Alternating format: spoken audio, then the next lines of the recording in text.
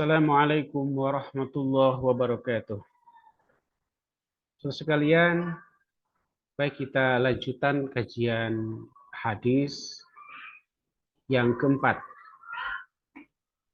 Ialah hadis-hadis tentang jual beli yang dilarang Rasulullah Shallallahu Alaihi Wasallam. Ini mengenai hadis yang pertama, yaitu hadis larangan menerima 3 hasil transaksi. Artinya ada 3 transaksi yang dilarang oleh Rasulullah Shallallahu Alaihi Wasallam, bagaimana dalam hadisnya. Wa an Abi Mas'ud radhiyallahu anhu anna Rasulullah sallallahu alaihi wasallam naha an thamanil kalbi wa mahril bagiyyi wa kulwanil kahini muttafaqun alaih. Wa an Abi Mas'ud radhiyallahu anhu anna Rasulullah sallallahu alaihi wasallam naha an thamanil kalbi wa mahril baghi wa hulwanil kahini muttafaqun alaih. Selanjutnya mari kita artikan dari kata ke kata. Wa an Abi Mas'ud, dari Ibnu Mas'ud radhiyallahu anhu, semoga Allah meridhoinya, anna Rasulullah sallallahu alaihi wasallam, sesungguhnya Rasulullah sallallahu alaihi wasallam naha, telah melarang, an thamanil kalbi, dari uang penjualan anjing, wa mahril bagiyyi, dan upah pelacuran, wa hulwanil kahini, dan upah pertenungan. Muttafaqun alaih, hadis ini disepakati oleh Imam Bukhari dan Muslim. Wa an Abi Mas'udin, dan dari Abi Mas'ud radhiyallahu anhu, semoga Allah meridhoinya, anna Rasulullah sallallahu alaihi wasallam, sesungguhnya Rasulullah sallallahu alaihi wasallam naha, telah melarang, an thamanil kalbi, dari uang penjualan anjing, wa mahril bagiyyi, dan upah pelacuran, wa hulwanil kahini, dan upah pertenungan. Muttafaqun alaih, hadis ini disepakati oleh Imam Bukhari dan Muslim. Saudara sekalian, pada hadis tadi ada kata naha an tsamanil kalbi. Yang dimaksud kalimat ini adalah diharamkan menerima harga atau hasil penjualan anjing. Mahrun, kata mahar biasanya dipakai untuk membayar perkawinan. Nah, di sini digunakan sebagai upah yang diambil oleh pelacur karena layanan seks yang telah diberikannya. Sehingga penggunaan kata mahar di sini adalah bersifat majazi.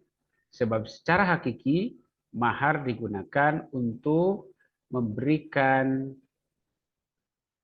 pemberian kepada seseorang, kepada seorang istri yang dikawininya secara syar'i, secara sah. Al-Baqi, menurut Al-Azhari dibaca Al-Bagha, yang berarti penghibur atau penyanyi. Menurut jumhur ulama, kalimat ini bermakna pezina. Wa hulwan, kata hulwan berarti sesuatu yang menyenangkan orang lain. Yang dimaksud adalah upah yang diberikan kepada tukang tenung atas pekerjaannya menenung. Sementara al-kahin itu adalah seorang penenung atau peramal, yaitu orang yang meramalkan masa depan atau mengaku mampu mengetahui atau menyingkap rahasia alam gaib. Itulah kata-kata yang digunakan dalam hadis tadi sebagai alat untuk memahami hadis yang tadi. Lalu apa kandungan dari hadis tadi. Yang pertama bahwa diharamkan memakan dan mengambil harga dari jual beli anjing, baik anjing yang dilatih untuk berburu maupun anjing untuk sekedar piaraan. Maksud hadis ini menurut jumhur ulama, barang siapa membunuh anjing, dia tidak perlu membayar ganti rugi atau membayar harga anjing itu kepada pemiliknya. Jadi itulah maksudnya bahwa kita dilarang oleh Rasulullah mengambil harga dari anjing. Jadi kalau kita membunuh anjing, tidak perlu memberikan ganti rugi atau membayar harga anjing itu kepada pemiliknya. Sementara menurut Imam Abu Hanifah, boleh menjual anjing dan mengambil bayaran karena anjing dibunuh atau dibinasakan. Ini menurut pendapat Imam Abu Hanifah. Jadi kalau kita membunuh anjing atau membinasakannya, jadi boleh kita mengambil bayaran. Sementara menurut Imam Malik, tidak boleh menjual anjing, tetapi orang yang membinasakannya wajib membayar ganti kepada pemiliknya.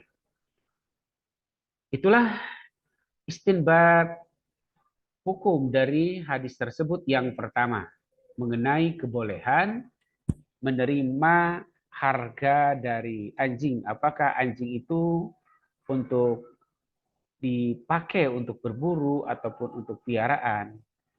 Ketika kita membunuhnya, maka pembunuh anjing itu tidak perlu memberikan ganti rugi atau tidak perlu membayar harga anjing itu. Walaupun ada perbedaan pendapat antara Imam Abu Hanifah kemudian Imam Malik.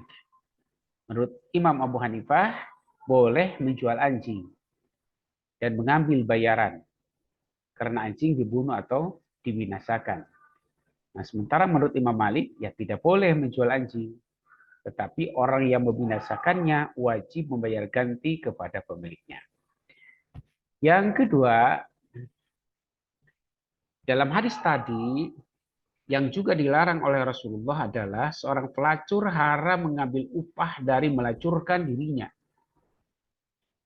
Ibnu Qayyim berkata, orang yang mengambil upah dari melacurkan dirinya wajib menyedekahkan penghasilannya dan tidak boleh mengembalikan bayaran itu kepada orang yang membayarnya. Karena membayar pelacur atas kehendaknya sendiri, di samping bayaran itu karena adanya pertukaran manfaat. Nah, ini juga sama, ada perbedaan pendapat di kalangan para ulama, ada yang membolehkan, ada juga yang menyebutkannya sebagai sesuatu yang haram. Yang terakhir, yang dilarang oleh Rasulullah itu adalah haram menjadi tukang tenung, menjadi peramal atau dukun. Baginya haram mengambil upah dari pekerjaannya sebagai tukang tenung. Nah, sekarang siapa perawi hadis? Ibnu Mas'ud adalah Uqbah bin Sa'labah bin Amr al-Khajraji al-Ansari al-Badri. Beliau menyaksikan perjanjian Al-Aqabah kedua. Namun ulama berbeda pendapat mengenai beliau menyaksikan perang Badar. Pendapat yang kuat, beliau meninggal pada tahun 40 Hijriah. Ulama hadis As-Sab'ah meriwayatkan hadisnya ketika Rib'i bin Kirash, Sakik bin Salman, Al-Aqamah dan lain-lain meriwayatkan hadis daripadanya. Itulah Ibnu Mas'ud, seorang perawi hadis ini. Terus sekalian, itulah kajian kita mengenai hadis larangan menerima 3 hasil transaksi, yaitu transaksi menjual belikan anjing atau mahar bagi orang yang melacurkan diri atau bagi pelacur, atau kita membayar seorang tukang tenung atau seorang dukun. Baiklah, kita cukupkan di sini penjelasan hadis yang ini atau hadis yang pertama dari larangan-larangan dalam berjual beli. sebagaimana disabdakan oleh Rasulullah SAW. Demikian, semoga bermanfaat. Wassalamualaikum warahmatullahi wabarakatuh.